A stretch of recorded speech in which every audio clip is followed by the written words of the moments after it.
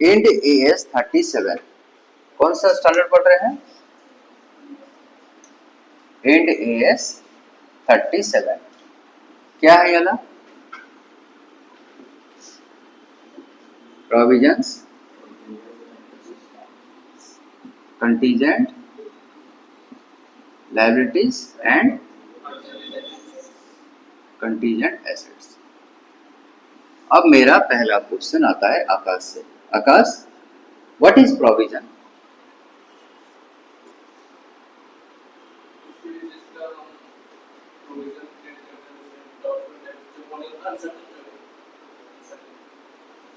Uncertain की certain? Sure नहीं है। प्रोविजन का मतलब मेरे दोस्त ने बोला कि जो श्योर नहीं है। चलो इसका सॉल्यूशन पूछते हैं। प्रोविजंस का मतलब होता है जिसका होने का चांसेस 99% श्योर है कि ये होगा ही होगा, उसको प्रोविजन कहा जाता है। एग्जाम्पल, अगर मैं 100 कस्टमर को सामान उधारी में बेच रहा हूं, बिल्कुल भी जरूरी नहीं है कि 100 में से 100 कस्टमर पैसा देंगे। 99% चांसेस है कि एक कस्टमर, 2 कस्टमर, 5 कस्टमर पक्का पैसा खा जाएंगे। जितने भी रिटेल स्टोर हैं उनके पास जाके सर्वे कर लो। शॉर्ट और रिटेल स्टोर के पास जाओ संबलपुर का, उसको बोले भाई उधारी में जो सामान दिया था पैसा मिला कि नहीं मिला? सारे देते हैं, बड़े अच्छे हैं, फिर वो अपना दुख तुम्हारे सामने रोएगा, अरे क्या बताऊं वो, ये मोहल्ला ही चोर है बोलेगा। 100 लोगों को दिया था उधारी में, उसमें से 80 लोग अब मोहल्ले की दूसरे दुकान से जाके सामान ले रहे हैं। पैसा तो देते ही नहीं है, कैसे हैं लोग ये अलग, है ना? तो होगा ही होगा, 99% चांसेस है। आप एक एसेट्स खरीदे हैं, फिक्स्ड एसेट्स, 99% चांसेस है कि उसका डेप्रिसिएशन होगा। अगर वो लैंड नहीं है तो होगा नहीं होगा, या पूरा जैसा का वैसे ही रहेगा। मतलब 1 लाख में खरीदे, 10 साल के बाद भी 1 लाख में बेचोगे, ऐसा तो हो ही नहीं सकता। मशीन है, बिल्डिंग है, प्लांट है, ये सब चीज का डेप्रिसिएशन होगा नहीं होगा। 99% चांसेस जिसका होता है कि हाँ होना ही होना है, उसको हम क्या बोलते हैं? प्रोविजंस बोलते हैं। 5% चांसेस है कि वो चीज होगा या नहीं होगा, उसका होने का चांसेस 5% है, तो उसको हम क्या बोले? नॉर्मल लॉस बोल दिए। अगर 5% से ज्यादा का चांसेस हो रहा है हमारा लॉस का, सोचे थे 5 हो गया 15%, तो वो क्या हो गया हमारा? Abnormal loss. 5% से ज्यादा अगर हो रहा है तो ठीक है। और क्या, ये 5% से अगर कम हो रहा है तो up to 5%, up to more than 5%। 99% क्या है? होने का चांसेस है, तो उसको क्या बोलेंगे? प्रोविजन। जिसका होने का चांसेस 50% है, हो भी सकता है नहीं भी हो सकता है, उसको क्या बोलेंगे? कंटीजेंट। उसको क्या बोलेंगे? कंटीजेंट। अब कहानी का शुरुआत ऐसे होता है। मैं एक मैन्युफैक्चरर हूँ, बताओ क्या मैन्युफैक्चरिंग करता हूँ? तुम्हारे हिसाब से आज मैं मैन्युफैक्चरर बनूंगा। गाड़ी बनाता हूँ, बल्ब बनाता हूँ, मोबाइल बनाता हूँ, पंखे बनाता हूँ, क्या बनाता हूँ? कैलकुलेटर बनाता हूँ। Very good. तो मैं बनाता हूँ कैलकुलेटर। कैलकुलेटर बनाता हूँ तो मेरा रिसर्च डिपार्टमेंट मुझे ये बोलता है अगर आप 100 कैलकुलेटर बनाते हो ना तो 75% कैलकुलेटर बढ़िया रहता है, कोई रिपेयरिंग का खर्चा वर्चा कुछ नहीं होने वाला है। लेकिन 100 में से जो 20% कैलकुलेटर है उसमें माइनर खर्चा होगा। माइनर समझते हो? छोटा मोटा खर्चा होगा जिसके लिए आपको 1 लाख रुपया चुकाना पड़ सकता है साल का। और जो 5% वाला आइटम है ना, कस्टमर के पास जाएगा, कस्टमर डब्बा खोल के ऑन करेगा, कैलकुलेटर ऑन ही नहीं होगा, बाहर से सुंदर सड़ा हुआ अंदर, ऑन ही नहीं हो रहा है। ये कैसा चीज दिए हो तुम मुझे? या आज खरीद के गए, कल सुबह बंद हो गया, 11 बजे दुकान खुलने का इंतजार कर रहे थे, दुकानदार खुश, नया ग्राहक आया है, जैसे ही शटर खुला, क्या लेंगे? कुछ लेंगे नहीं, कल जो लिए थे वो वापस देंगे बोले तुम। तो उसका चांसेस कितना परसेंट है? 5 लाख रुपया, और उसके लिए तुमको चुकाना कितना पड़ेगा कीमत? 4 लाख रुपया तुम्हारा मेजर रिपेयरिंग का खर्चा होगा। मेजर रिपेयर हो सकता है या फिर सामान का रिप्लेसमेंट कॉस्ट कुछ भी हो सकता है। आप बताओ, आप अपने बुक्स ऑफ अकाउंट में, आप अपने बुक्स ऑफ अकाउंट में कितना प्रोविजन मेंटेन करोगे? What is the amount of provision in your books of account? Sir, 75% chances है कि मेरा जीरो लॉस होगा। 75% चांसेस है कि मेरा जीरो लॉस होगा, प्लस 20% चांसेस है कि मेरा 1 लाख का लॉस होगा। 20% चांसेस है कि मेरा 1 लाख का लॉस हो सकता है, और 5% चांसेस है कि मेरा 4 लाख का लॉस हो सकता है। तो आंसर हो गया 20,000, 4 लाख का 5%, 20,000, टोटल कितना? 40,000। तो आप कितना का प्रोविजन मेंटेन करोगे अपने बुक्स ऑफ अकाउंट में?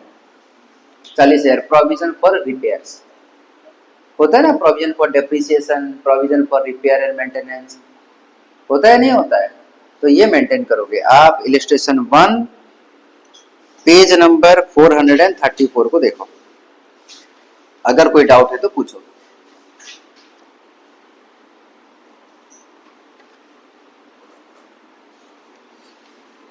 और इसका बाकी कुछ एग्जाम्पल दिया हुआ है, ज्यादा नहीं दिया है बुक्स में, देखो सिर्फ 2 एग्जाम्पल दिया हुआ है। कुछ एग्जाम्पल्स मैं आप लोग को अपने तरफ से दे दूंगा, ठीक है? एग्जाम्पल 1 क्लियर हुआ कि नहीं, बताओ पहले।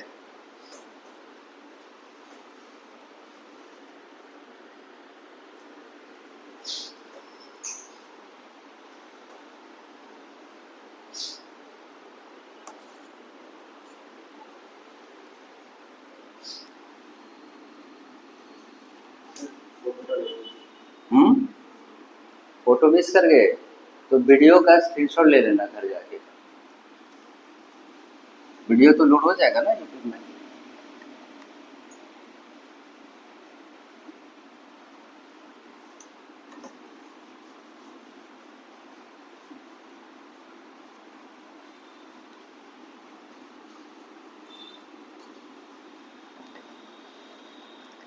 इलस्ट्रेशन 1 में कोई इशू है?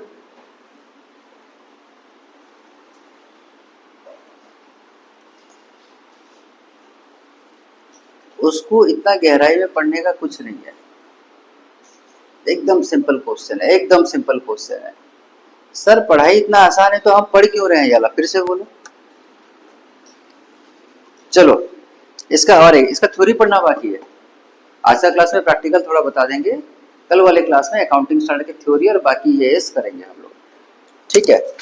AS2 देखो, इलस्ट्रेशन 2 देखो क्या बोलता है। An entity has an obligation to restore an assets for the damage it has in the past.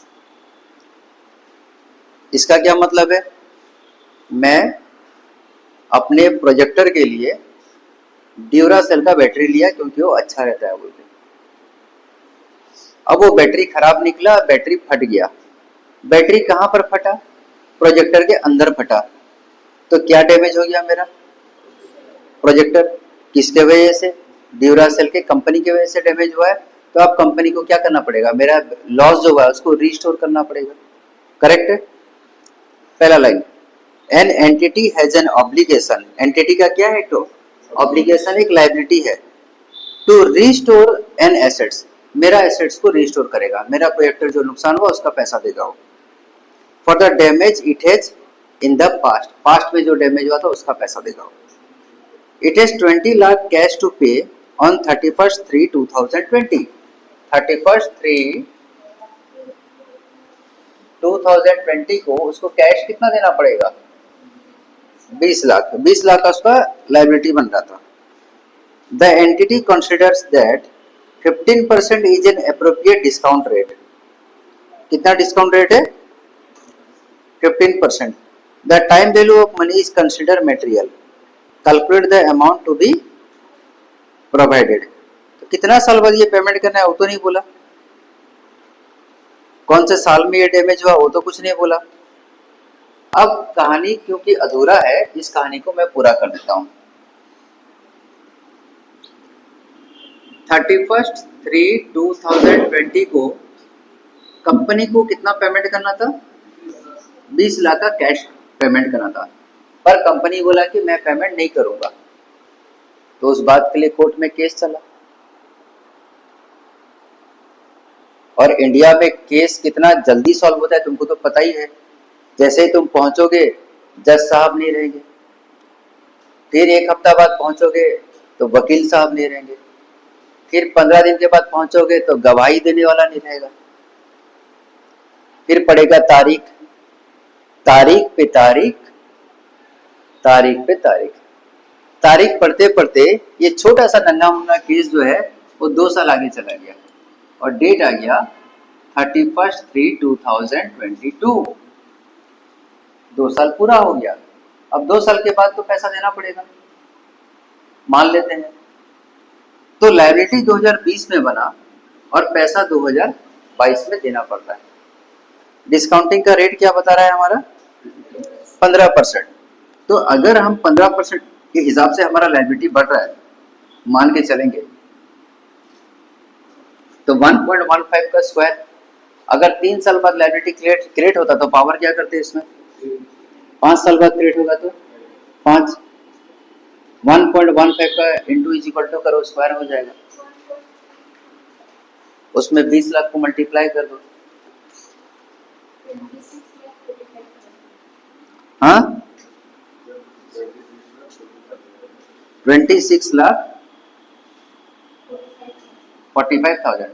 अगर यहाँ पर मेरा लायबिलिटी क्रिएट होता है और मेरे को 2 साल बाद पेमेंट करना पड़ रहा है या 3 साल बाद, कुछ एक हमारा एस्टिमेट हुआ, हमारे अपने सीएस को पूछे या एस्टिमेटर को पूछे कितना साल बाद ये केस क्लोज होगा, वो बोला सर 2 साल तक का तो बनता ही है, 2 साल के बाद आपको पेमेंट करना पड़ ही सकता है, आप केस हार जाएंगे अगर तो हम कंपनी बोले जितना टाल सकते हो टालो।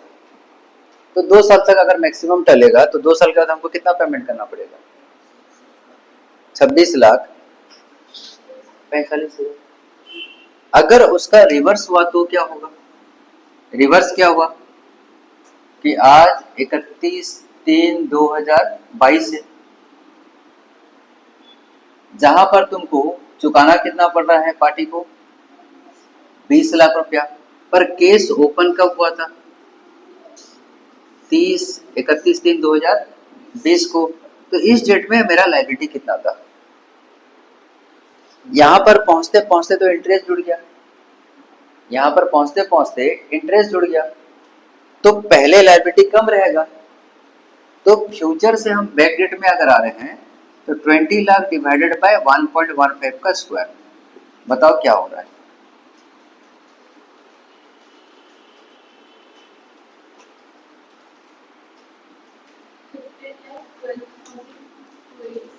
ओके 15,12,000, 15.12 लाख, इतना का मेरा लायबिलिटी हो रहा है। अब क्वेश्चन को फिर से पढ़ो, क्वेश्चन में कुछ क्लियरिटी दिया है क्या बताओ। An entity has an obligation to restore an assets for the damage it has in the past. Past में कोई डैमेज किया था उसका उसको पैसा देना पड़ेगा। It has 20 lakh cash to pay on 31/3/2020 relating to this liability. इस liability के चलते उसको 2020 में पैसा चुकाना पड़ेगा 20 लाख रुपया। एंटिटी बोलता है 15% डिस्काउंट रेट है। The time value of money is considered material. Calculate the amount to be provided. यहाँ पर कोई भी डेट मेंशन किया है, ये अपने मर्जी से कितना ले लिया है, स्क्वायर, तो कुछ भी मेंशन नहीं है। तो मैं आपको 2 सॉल्यूशन बता दिया। क्या क्या सॉल्यूशन है, आज अगर 2020 है और कंपनी को लगता है कि 2 साल बाद हमको पेमेंट करना पड़ेगा, तो what is the future liability, this one is the future liability. और अगर कंपनी 2022 पे खड़ा हुआ है जिसमें 20 लाख देना पड़ रहा है, तो क्वेश्चन ये पूछेगा कि 2020 में उसका लायबिलिटी कितना क्रिएट हुआ था जिसके वजह से आज 20 लाख रुपया देना पड़ रहा है, तो लायबिलिटी कम रहेगा उस समय, तो हम डिवाइड करेंगे। ठीक है, चलो बढ़िया। एक तुम्हारे लिए छोड़ दिया मैं, या वो भी बता दूं?